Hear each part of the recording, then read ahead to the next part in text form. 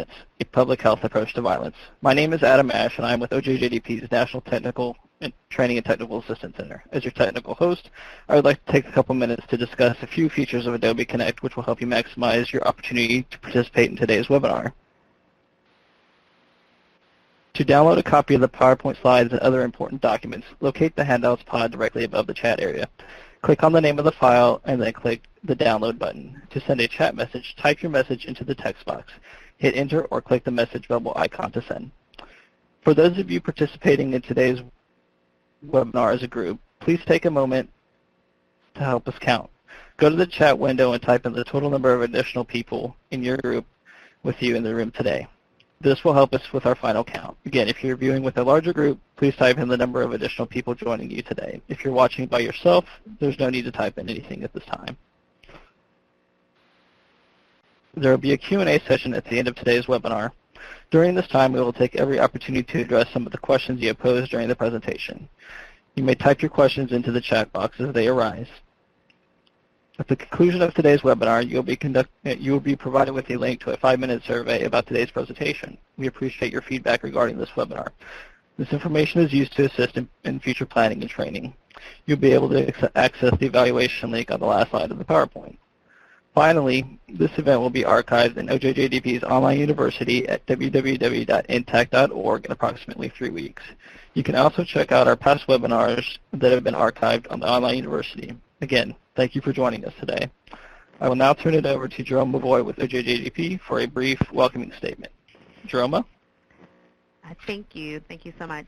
Thank you all for joining us today. I just want to make a few comments about the Office of Juvenile Justice and Delinquency Prevention.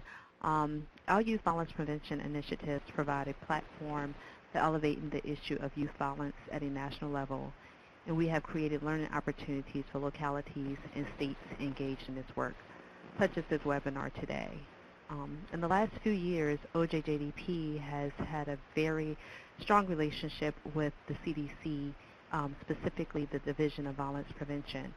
So we actually are utilizing, or as we would say, we are helping our cities be more informed about the health approach to violence. So we are extremely excited about this webinar today and the presenters that we have. So we just hope that you all would get the information and start learning how you can implement the strategies that will be talked about this afternoon.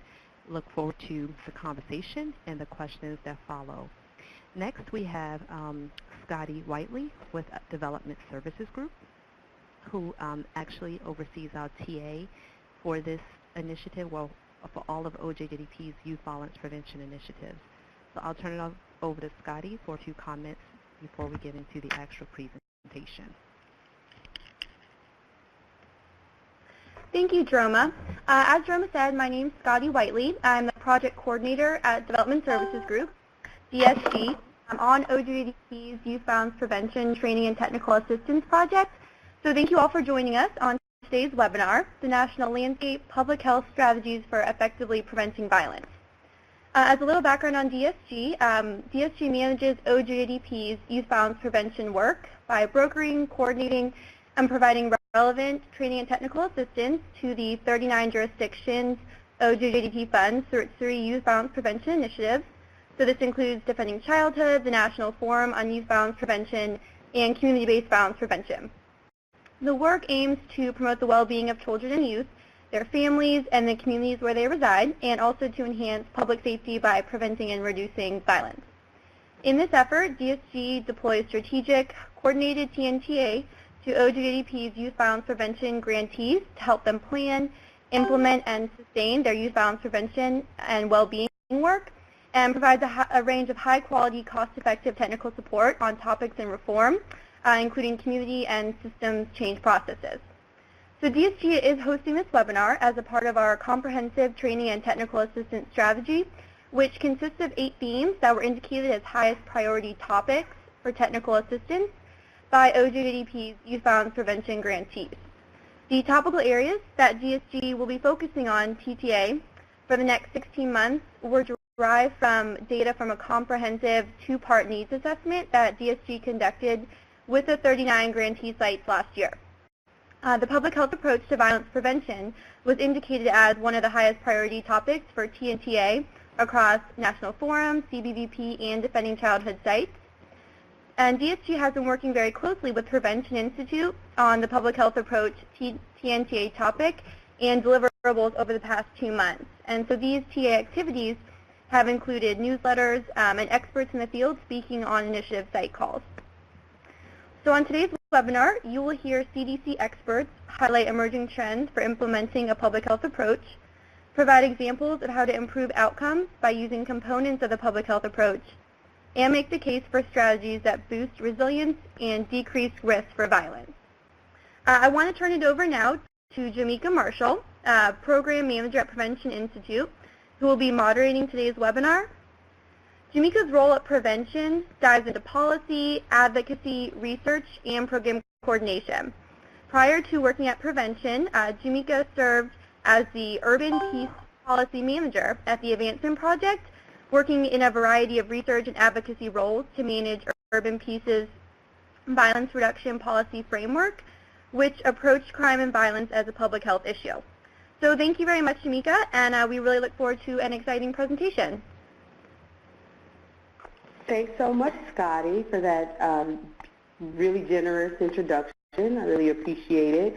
I'm really happy to be here, really excited about this call, and Scotty set it up nicely. We're really going to really culminate a lot of our conversations that we've been having over the past month, over the phone, on the calls, and over newsletters, and definitely internally at the sites around this issue of public health and violence prevention, and then hopefully initiate a conversation around some real tangible tools that are going to help folks move the needle in the places where they live. And so before I go any further, I just want to introduce two of our speakers. We've mentioned their names a few times here, but I want to give a formal introduction to the folks that you're going to hear from today. I'm really excited about their participation. First up here is Neil Rainford, who is currently the team lead and public health advisor in the Prevention and Practice and Translation branch at the Division of Violence Prevention at the U.S. Centers for Disease Control and Prevention. And for 8 years, he was project officer for Unity, which is Prevention Institute's national initiative advancing public health approaches in partnership with cities across the country. And in his role as CDC, Neil has provided programmatic oversight and direction for a $40 million portfolio of youth violence, child maltreatment, and sexual violence programs. And so we're really excited to have Neil on the call today. In addition, we also have Reshma, who is the public health advisor in the office of the director of the Division of Violence Prevention at CDC, where she works on programmatic and research projects related to intimate partner violence, sexual violence, and youth violence prevention. She joined CDC in 2000, and Reshma's expertise in the implementation and on the research side around multi-sector public health initiatives to prevent violence is an asset that I'm really excited that we'll be able to showcase today. So thank you both so much for lending your expertise to the conversation, and we'll look forward to hearing more from both of you in this presentation a little bit later on. And so here are our webinar objectives today. What we hope you leave today knowing, right? We're going to highlight some emerging trends for implementing public health approach in U.S. cities.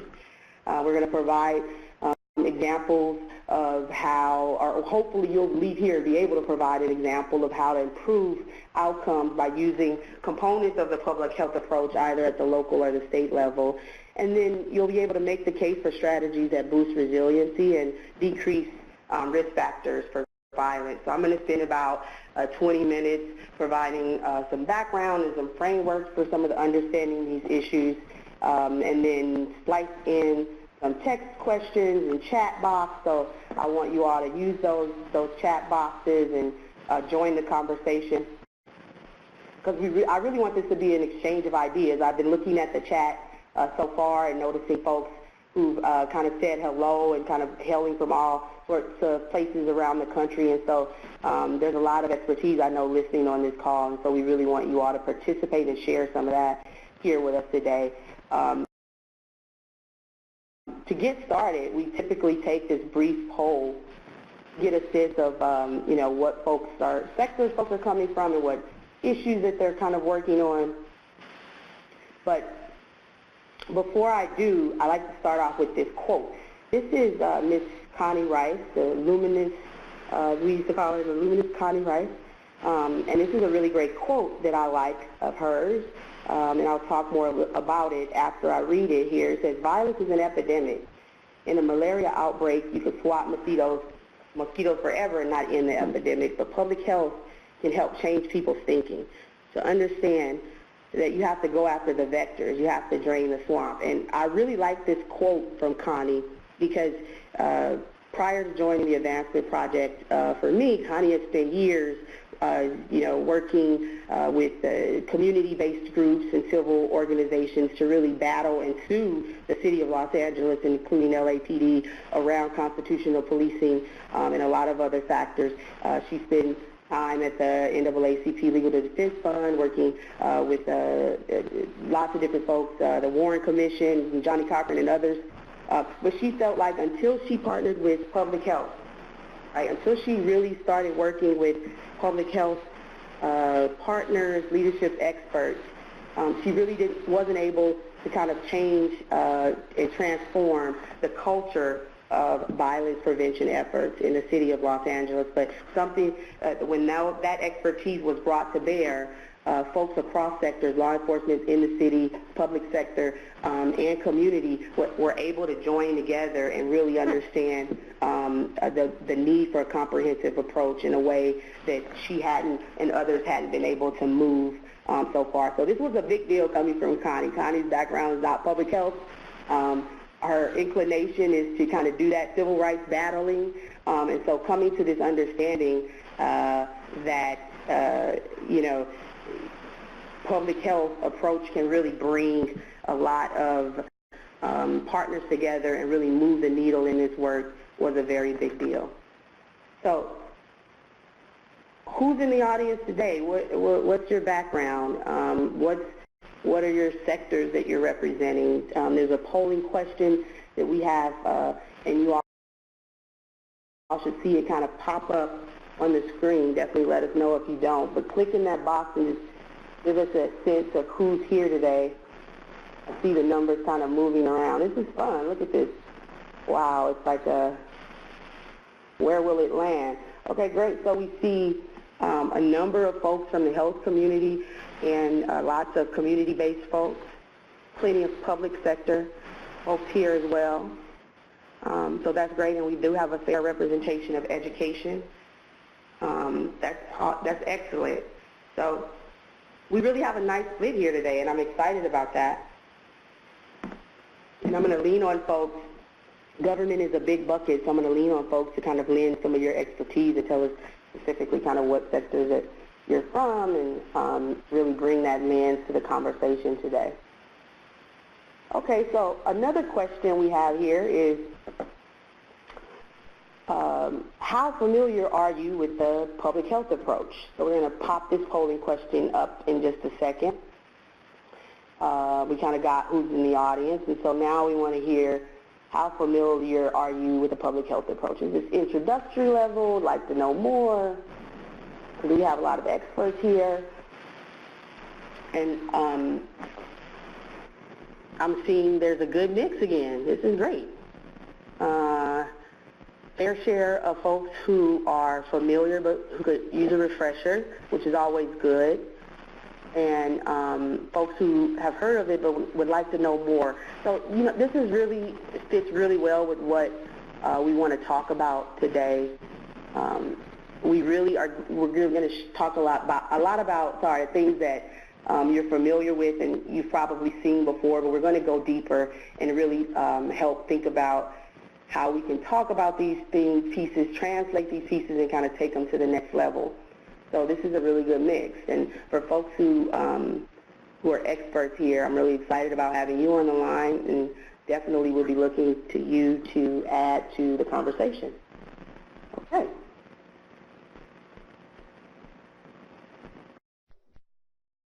Great. Cool. So to start off our presentation, folks who are familiar with Prevention Institute, folks who are familiar with Prevention Institute are familiar with a little exercise that we do at the beginning to really get folks in the mindset of kind of environmental and community issues that affect safety and violence prevention. And so I'm going to show a series of images, and I want to hear from you all. Just take to the chat boxes again and let me know just the first few words that kind of come, or sentences that come to your mind about what do you think of the images that you're seeing. So this is the first image that we use, and what safety has got to do with this? What safety got to do with this image here that we see? It's great. So yes, we see a lot of hanging out, lots of, and folks are noticing that there are lots of children, right, exposed to adult behavior like smoking, and then a lot of the advertisements and promotions. Yeah, definitely unattended youth, right? So these kids are definitely primed to be getting the messages that are kind of surrounded them. All these are really great. One thing that we also like to point out here is the Old English 800 sign in the window, which is a malt liquor and has more alcohol content per volume than typical beer. And you can see the youth and the children kind of sitting directly underneath that sign.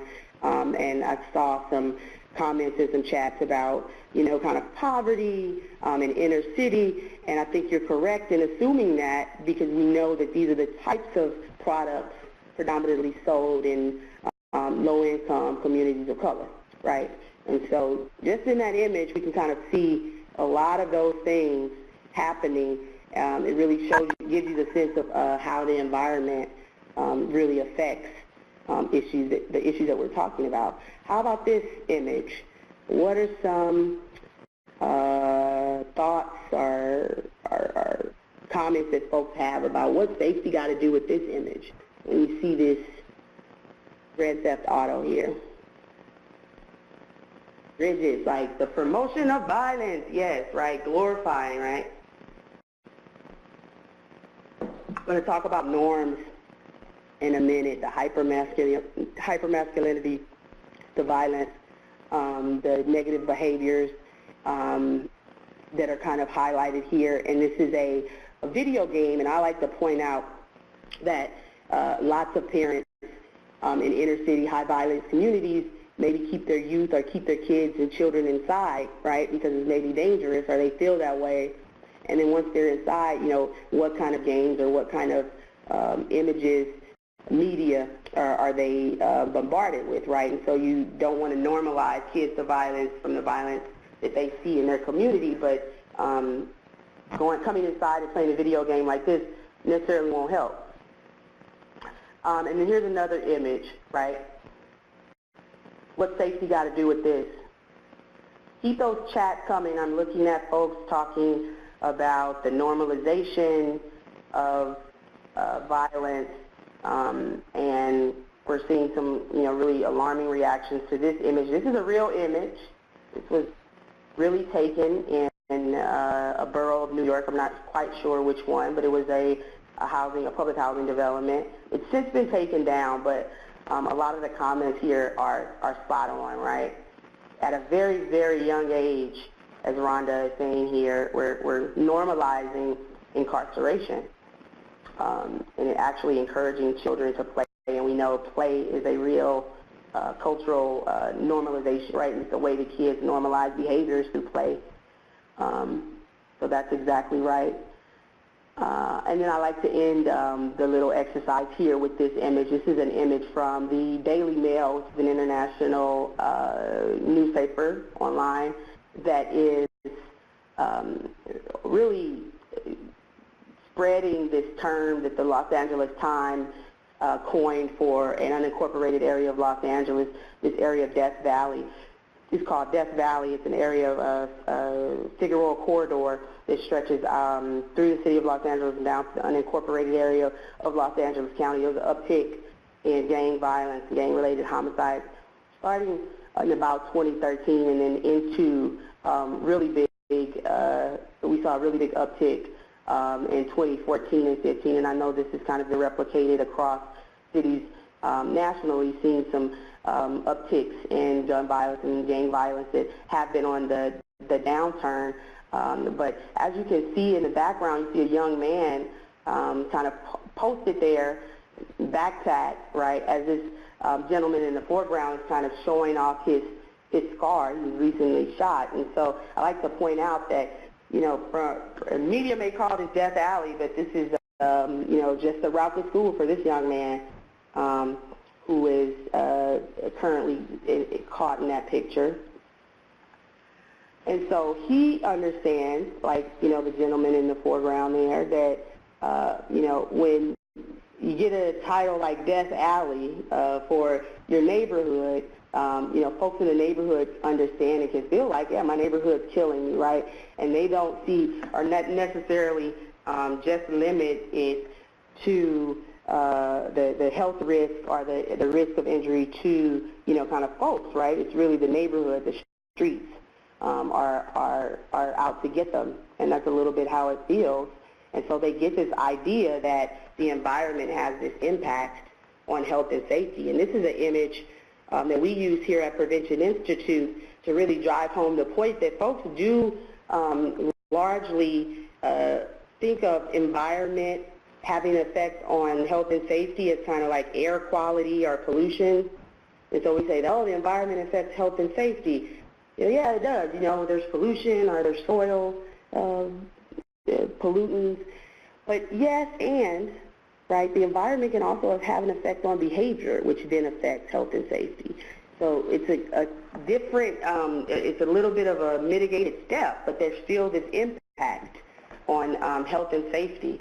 And then we like to use this as a visual to like really drive that home. And this quote, I think, is another way of saying that. You know, it's unreasonable to expect that people will change their behavior easily when so many forces in the social, cultural, and physical environment conspire against such change. And why we use this quote is because it's from the Institute of Medicine. You know, and that's a big deal. When doctors say, hey, we can't expect to get individuals healthy when there's a lot of social, cultural, and physical things happening in their environment, and we need to look at the environment, that's a big deal, right? And so we believe that to get to the solutions that are really impacting those environmental factors that are affecting our health, we really have to think about prevention. And at Prevention Institute, we believe that a focus on primary prevention is really about the systematic process, right, that reduces the frequency and severity of illness. It's not just a program or a service or a one strategy, but it's really about how systems come together to promote healthy environments and healthy behaviors to prevent violence from ever occurring in the first place. And prevention works.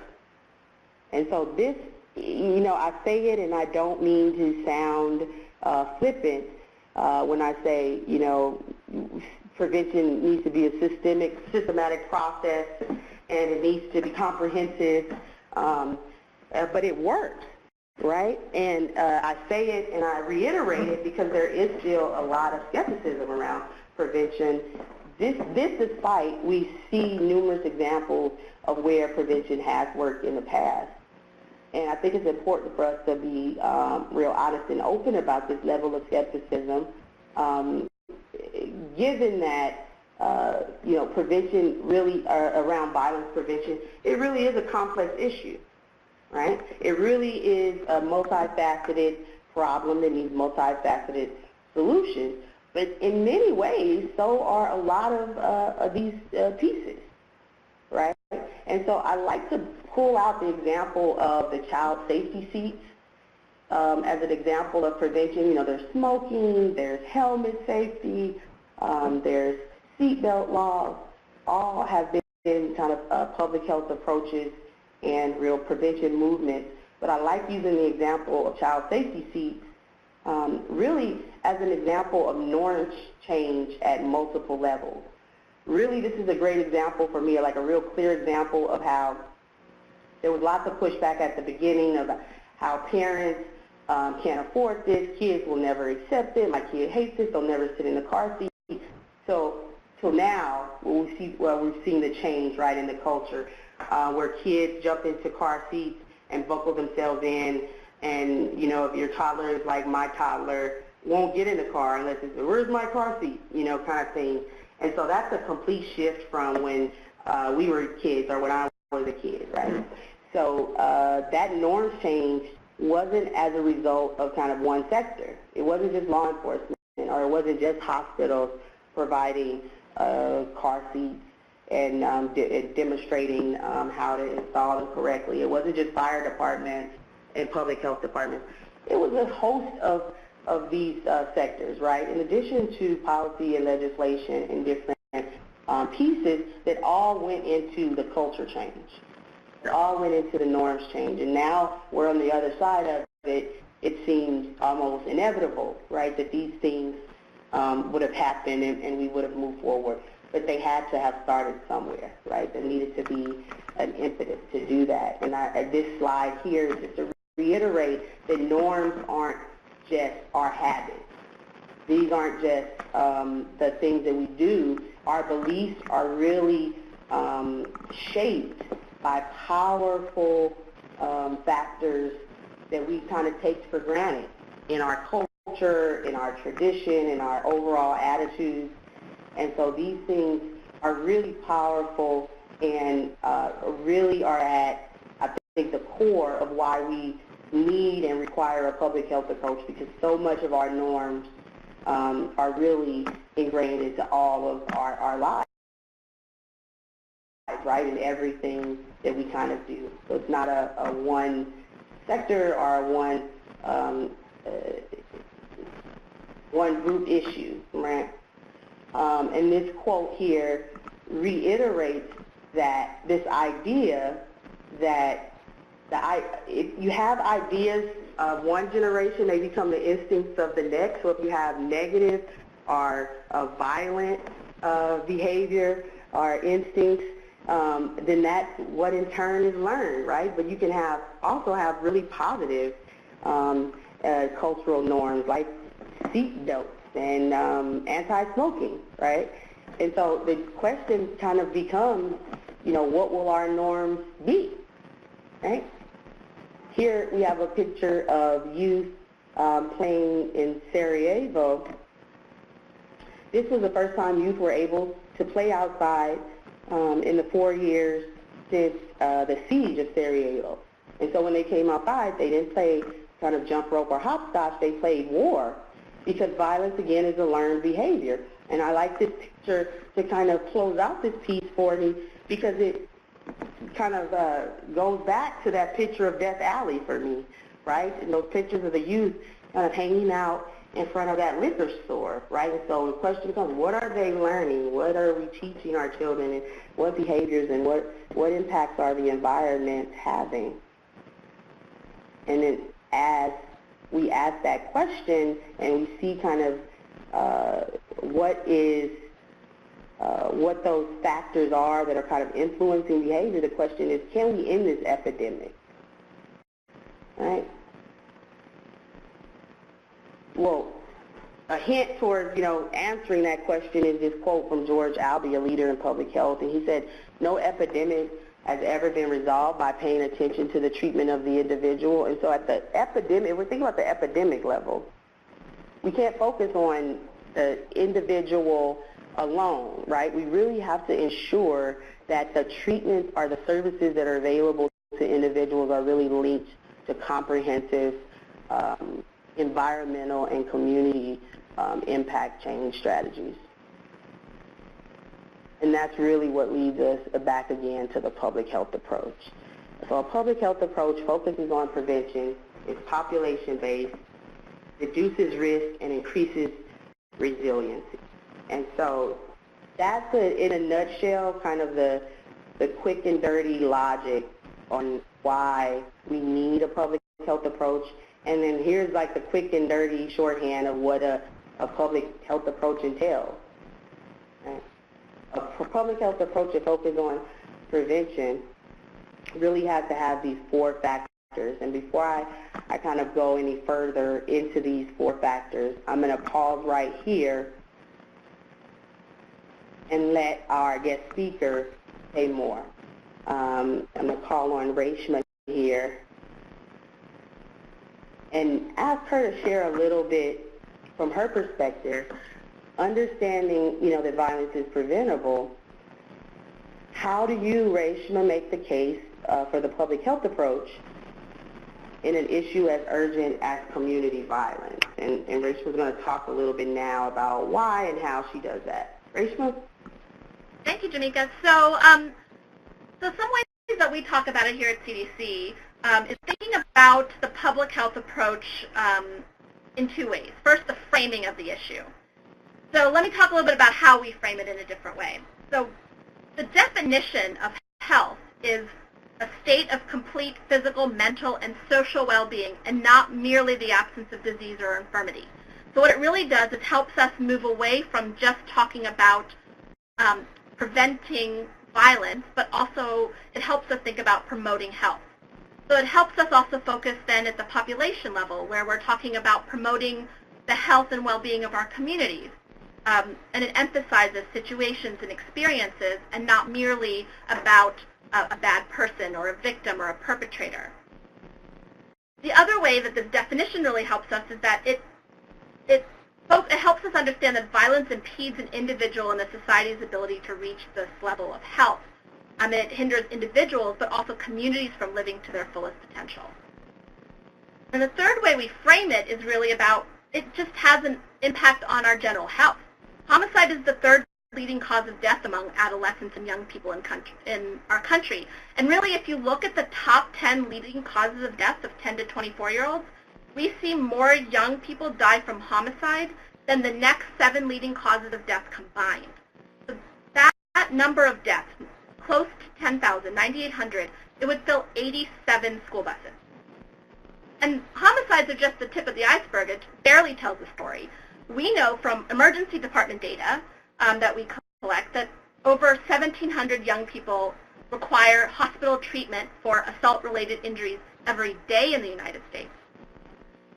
But then people also think of, when you think of the consequences of violence, you often think of injuries or maybe mental health or social effects. But exposure to violence often has other long-term health consequences, like changes in risk that are associated with infectious diseases or lifelong chronic diseases. And evidence is really accumulating that violence can actually change the architecture of your brain and how a person psychologically responds to stress in a way that puts them at risk for lifelong chronic disease. So it's also a public health issue because it has a huge economic cost on our healthcare system and from lost work. The cost from just medical care and lost work due to youth violence is over $17 billion. That's about equal to how much we would need to put 250,000 young people through college. So just to contrast that with other public health issues that we use that have really been mobilized to do this work, from July 2014, when CDC began responding to the Ebola outbreak, we mobilized thousands of staff, received emergency funds, used our public health skills to address 27 new cases over the course of a year, 11,000 deaths. And those aren't insignificant numbers, but over 600,000 youth are seen in emergency departments every year. So we should be able to also frame this as an urgent public health issue that can mobilize the same level of resources and support that a disease like Ebola has garnered for us in these past 2 years. So that's the framing piece. The second piece I'd like to just talk about is our actual approach of public health. So we use a comprehensive, systematic way to address health issues.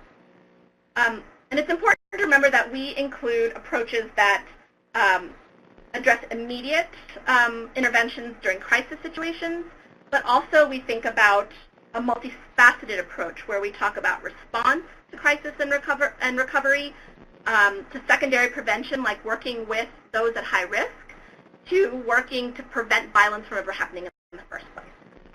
And our approach is about implementing strategies across multiple levels and across the spectrum to ensure that what we do works in communities. It focuses on approaches that can impact the entire population, so we approaches that address those that are at high risk, as well as those approaches that work with victims and perpetrators. So for example, and my colleague will talk about this a bit later, but one of CDC's resources entitled Preventing Youth Violence Opportunities for Action is in your handouts. And through various other tools and resources, CDC provides recommendations on building a comprehensive strategy that has approaches that work with the entire population, work with those that are high risk, and those that have already perpetrated or have been victims, as well as focusing on projects that work on before the violence has occurred, in the thick of when violence is occurring, and after violence has occurred. And then a good example of this, a pretty comprehensive approach is Cure Violence, a project that's a community violence street outreach intervention project that really that really demonstrates the public health approach. They work to detect and interrupt potentially violent conflicts. They identify and treat high-risk individuals. And then they mobilize the community to change norms and change public thinking and practices. So it's not merely about addressing at the moment. It's also about changing the environment in which we live. And so then the benefit of this is that we are working together across sectors and levels to allow for more swift and effective action. With a multi-sectoral collaboration, we can then address the complex interplay of social, behavioral, and environmental contributors to violence. So we can put more effort on poverty, homelessness, issues in school, lack of opportunities for youth, mental health issues, exposure and a history of violence. And finally, another strength of public health is our use of data, surveillance, and epidemiology resources and tools that help us truly understand the who, what, where, why, and how an issue happens in a community, an issue like violence. So we use hospital data, death records, public health surveys, and they really help us explore what those risk factors are for violence perpetration and for violence victimization. These surveys and resources help us look at what protects youth from being victims or perpetrators of violence, what promotes health and well-being, so that we're not merely talking about preventing violence, but again, promoting health and well-being. And we also promote the use of best available evidence. So when we have an urgent issue like violence that we need to address immediately, we want to make sure that what we're doing actually works. And Neil will provide you with some more detail on some of our databases or resources for actually trying to match the best evidence-based strategies for your communities. But in the meantime, we are also working to build this evidence base. We're funding identification and evaluation of promising approaches across the country. For example, we fund the National Centers of Excellence in Youth Violence Prevention that are these academic community partnerships are really trying to figure out what works in communities and try to find those promising practices that we can evaluate and see if they do work. So in a nutshell, public health provides us with a framing and an orientation that moves us beyond simply talking about the criminal justice side, knowing that we can't arrest our way out of the problem. And it provides us a comprehensive, systematic, and in-depth analysis and approach that's rooted in prevention, primary prevention, and the promotion of well-being.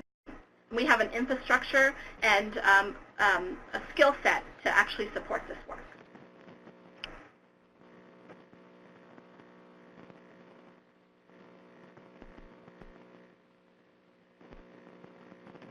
Great. Thanks so much, Reshma, for giving that background. And I know some questions on the chat about the PowerPoint presentation. The slides had paused. I really wanted Reshma to talk through all of the different kind of iterations of the public health approach and kind of what that means, because I know there's different levels of feedback or pushback that folks may get in spreading these messages locally, and so that was very helpful. Thanks so much, Reshma. So we're going to move on here. I am going to really quickly go through a couple of the points that Reshma made here before moving us to some of the tools that I mentioned earlier. And so, you know, Prevention Institute works with these public health concepts a lot. And one of the concepts that you may hear a lot in public health is this idea of primary, secondary, and tertiary prevention. And those are really just about, you know, the levels of the strategies that are taking place. We worked with some young folks in Philadelphia, and they helped Prevention Institute kind of rename the jargon for public health into something that was a little more translatable to upfront, in the thick, and aftermath. And I like using those in lieu of the primary, secondary, and tertiary. So wanted to put that out there as we talk about this. You may hear some of those terms. And then just for clarity, some of the strategies, programs, services that you may see along that continuum. Up front, you may see things like parenting skills and neighborhood economic development, youth leadership programs after school. In the thick is where you see things like the street outreach, gang intervention, and violence interruption, and also those multi input family support services and referrals. And then the aftermath are things like mental health services and reentry services, right? And so these types of services are needed along the continuum, and I think this is really good to help us remember that, much to Reshma's point, that all of these pieces are part of the public health approach, right? And so it's really about how are they connected, how are they supporting and reaffirming each other. So we kind of went over those pieces. I'm just going to skip quickly to the three keys for the framework for preventing violence. And this is a section of the presentation that I talked about. We really want to help make some of this tangible, right? And so what does it look like on the ground when we're thinking about implementing a public health approach in our violence prevention initiative? And hopefully, you know, these three keys, we present these after you hear them, you'll be able to do that, right? You'll be able to make the case and say, here's the three things that we need to know. Here's how we can do it. Violence is preventable, and here are the three ways. And so I'm going to give you the spoiler alert before I get through all of the slides and say, here are the three keys right here. I'm going to go into a little bit more detail about each. So first, violence is complex and requires a comprehensive solution. Risk and resiliency factors must be addressed, and then preventing violence requires an integrated strategy for action. So let's get into these. The first one of which is, you know, violence is complex and requires a comprehensive approach. For me, this means two things. It's a multifaceted problem, so we need multifaceted solutions, and we need multi-sector engagement, right? This is what it comes down to. It's complex. This is not baking a cake, right, where you have certain ingredients, you put those ingredients together, you bake for a certain time, ding, and it should come out looking at, if not Martha Stewart, then Sarah Lee or something, right? But that's not really what we're talking about here. This is much more complex work. My colleague, Annie Lyles, used to say, it's much more like raising a child, right? Every child is different, every family is different. The baby book can tell you to do certain things, not necessarily you do exactly and follow the book, not exactly the same results, right? And that's because violence is complex. And the socio-ecological model that Reshma alluded to in her discussion really lays out how complex it is. As we see, here are the different levels of influence that could have an impact on violence, right? So the individual, relationship, community, and societal levels all have these interacting risk and resiliency factors. And so each level can kind of have their own issues and then kind of require their own solutions. And so we look to the spectrum of prevention to help us think about, okay, if that's how we're thinking in terms of the complexity of the problem, how do we in turn think about the comprehensive nature of the solution? And the spectrum is a tool that was created over 20 years ago to help us do just that, recognizing that each level of the ecological model is important, and not only must we create and craft solutions that are going to impact each level, they really need to have a harmonious nature related to each other. They need to build on each other and be connected. And in this way, the tool helps us see that only one solution or only focusing on one kind of level of the ecological model won't be enough, right? So you really need to value the entire spectrum and not kind of one over the other. And so let's get into really what each level of the spectrum means and kind of what the tangible kind of programs and projects are related to each. As I go through these, one question that we get often is, oh, these are really great strategies. Which one should we adopt, or which one should we include or implement in our site? And the answer to that always is, let data and evaluation shape the spectrum and shape the strategies that you adopt, right? Community tailoring is really key, and making sure that the community and the neighborhood needs are really driving whatever solutions that folks are coming up with. So the first level is individual knowledge and skill strengthening. And this level is really about building the capacity of individuals to prevent injury and promote safety for themselves, right? So these are things like impulse control, problem-solving skills, life skills, training that we see in violence prevention. One great example that I like to call out are the Inside Out Writers. Really love this group. They work with youth in Los Angeles juvenile camps, and it's a poetry and a writing prose program.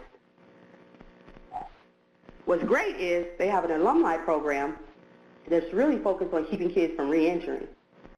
And so through this, natural skills development and like a little bit of organic art and skills development work, they're building folks' capacity to prevent violence by keeping them safe and preventing the injury and illness in the first place from ever happening, right? They don't re-enter, they don't go back into the system, and this is a great example that I like to use. Wonder if folks have heard about it. If you have, put it in the chat box. I use it because I'm not sure how many folks are familiar with it, but there's a lot of really great similar models out there that are doing really similar work. So love to hear about some that you know about in the chat box. The second level is promoting community education, and this is really about getting the knowledge and the correct information to a community of folks, right? And so really making sure that the community understands what's going on, how they can get involved, how they can impact, and how they can help change things, right, in the community. Lots of different ways for this to happen. We are probably familiar in our communities with things like campaigns, marches, news conferences, and vigils, either before or after events happen. One example that I like to call out is East Coast High, which is a Hulu web series folks may have heard about. This is a great web series that promotes really positive images and complex and realistic characters of, Latino and Latina youth here in Los Angeles. Their focus is mainly sexual and reproductive health. They do deal with some violence issues. I mean, it's the reality of going to high school in East Los Angeles, so those issues do come up. But this is a great example for me because I like to kind of contrast it with the Grand Theft Auto slide, right? And so really promoting these positive images while at the same time promoting community education. It's really giving folks information on how to live sexually and responsible lives. I'm going to skip that example and for the sake of time and go to the next level of the spectrum, which is educating providers. And this is another great example of how, it's still focused on the individual and the community level of the ecological model, but it's very, very related and I feel integrated with the other elements of the spectrum here. So we're talking about the importance of educating providers, and that for us, maybe the folks on the call can seem, pretty obvious, but really crucial to make sure that the folks who have that impact on violence or first lines of defense, those kind of frontline staff, are able to know exactly how they can have an impact on violence prevention, right? And so here's a great question for people. I'm interested to know what are some providers, service providers, that you think have an impact on violence prevention and would benefit from some education about the public health approach to violence prevention. Typically, I tend to think of like teachers and police officers. Those are folks who, get a lot of our training and support services, but there's some other groups, right, that could use this. Take to the chat boxes and let me know what are some other folks. Faith leaders, this is great. Daycare, that's right on. The example that I use here is a great guy and a great friend of mine, Mr. Mike Garcia. He's an ex-gang member and a trainer for the Los Angeles Violence Prevention Academy at the Urban Peace Institute, and one of the members of the Professional Standards Committee. He trains nurses, emergency staff, and administrators at White Memorial Hospital that were, 4 or 5 years ago were really impacted by gang violence, retaliatory shootings, you name it. And so he really came in there, started at ground zero, building their cultural competency around service delivery, helping them mitigate some of the problems, and also prevent, the type of retaliatory shootings or other type of violent episodes that tend to happen in these high-stakes situations. And he's been there for the past 5 years, and now they're building, working with White Memorial Hospital to build a broader training program, not just for that hospital, but other hospitals across the city. Fostering coalitions and networks. Thanks for those answers. I really think you all get it, and these are some really great answers. School safety officers, social workers, health educators, daycare providers, homeless advocates. Thanks, Karen, for transportation workers. I'm always fighting that battle, right? Folks who drive the buses and maybe even enforce laws there. Fostering coalitions and networks is a third level of the spectrum, and this is one where I want to just really point out here all of the elements on the spectrum of prevention are really, like I said, about building on each other and really reinforcing this notion of comprehensive strategies, right? So even if we're talking about each of these strategies one by one, they're really about how do they connect to this broader work. Having said that, fostering coalitions and networks, I think, are just really key to that piece. This is almost like it's right there smack in the middle, and it's almost because it plays so much of a role in the kind of activities above and higher in the spectrum, and kind of on the lower levels of the spectrum, or in the first levels of the spectrum, I should say.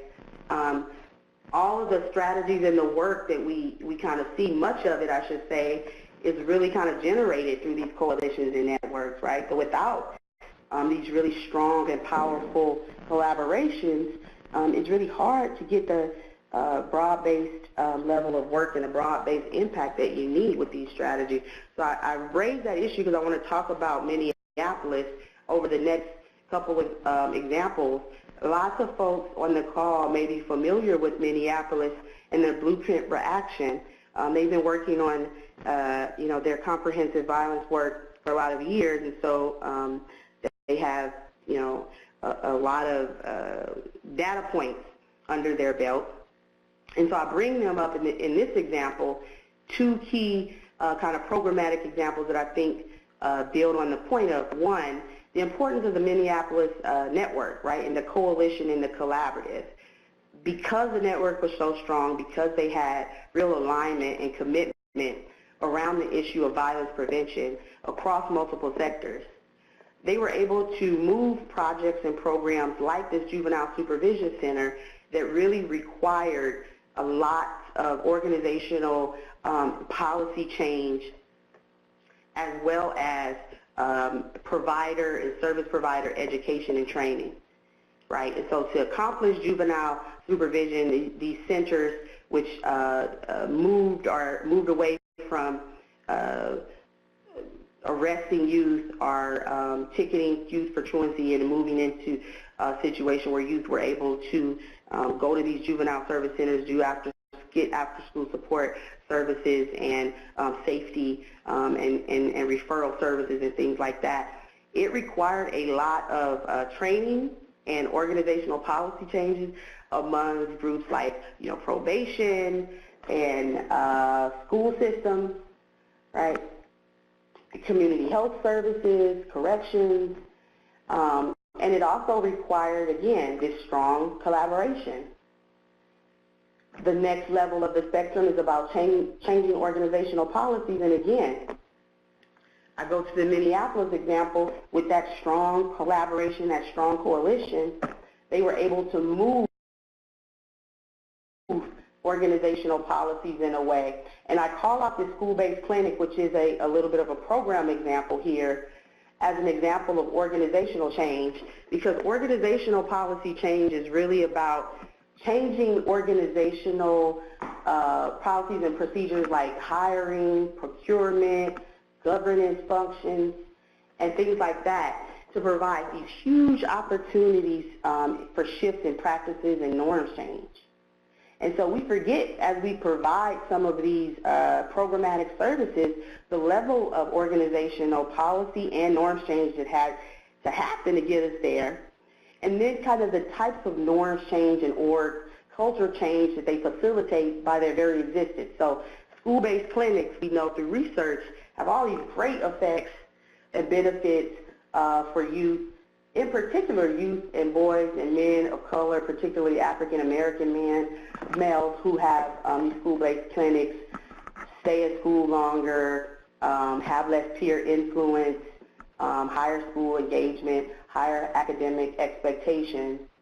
But I think almost more importantly for me is these school-based clinics in Minneapolis, they offer social work and mental health counseling. They offer suicide prevention, alcohol and chemical abuse prevention, and being able to have those really integrated on-site school services for youth around mental health and substance abuse, I think is a real key resiliency and resiliency factor and a strategy to decrease risk factors, right? And so building that expectation that youth will be able to get and access those services at schools during the school day is a norms change, right? And that's a different type of organizational policy and a different type of organizational posture than schools by default have. So I wanted to call that out, that organizational policy and practices, they don't have to be these big things where, there's these laws that kind of change.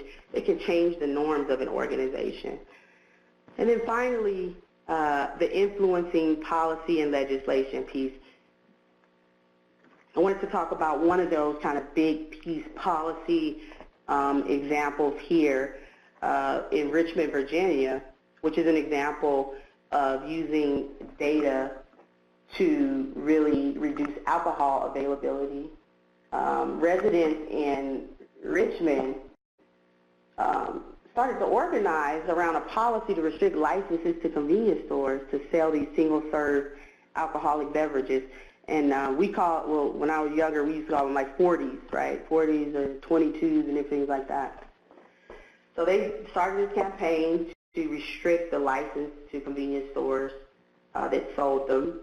While that policy was briefly in effect, the average rate of violence-related ambulance pickups for youth ages 15 to 24 declined from about 13 per thousand to 0.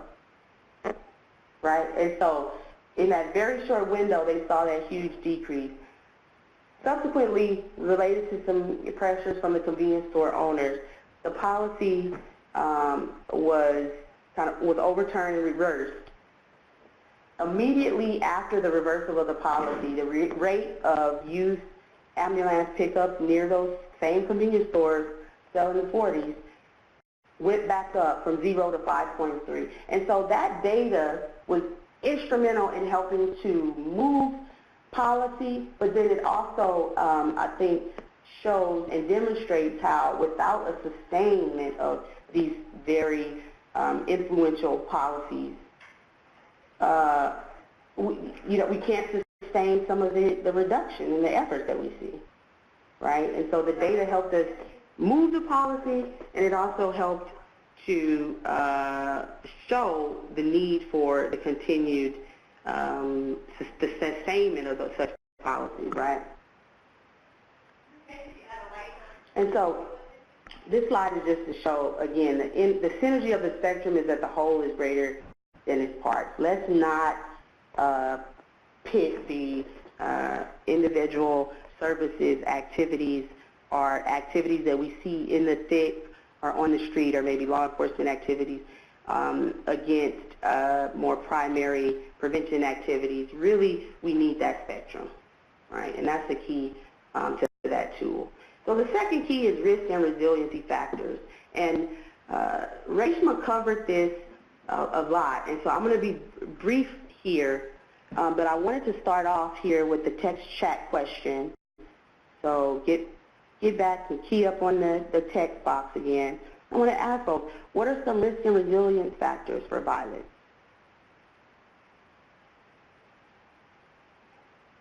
Any ideas? Thanks, Christian. So, lots of stuff. Rape, mental health,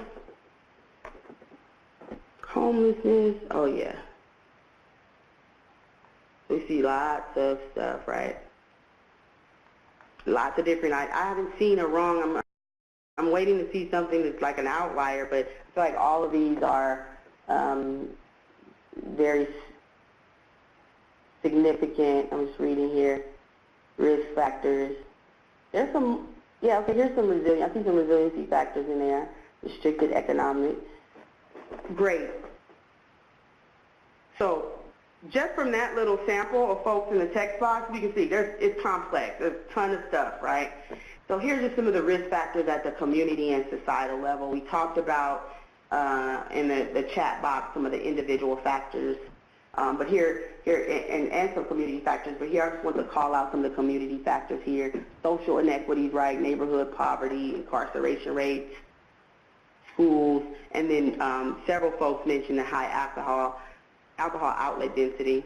And then for resiliency factors, strong employment and economic opportunities, opportunities for art and cultural expression, really building that community connectedness, community ownership.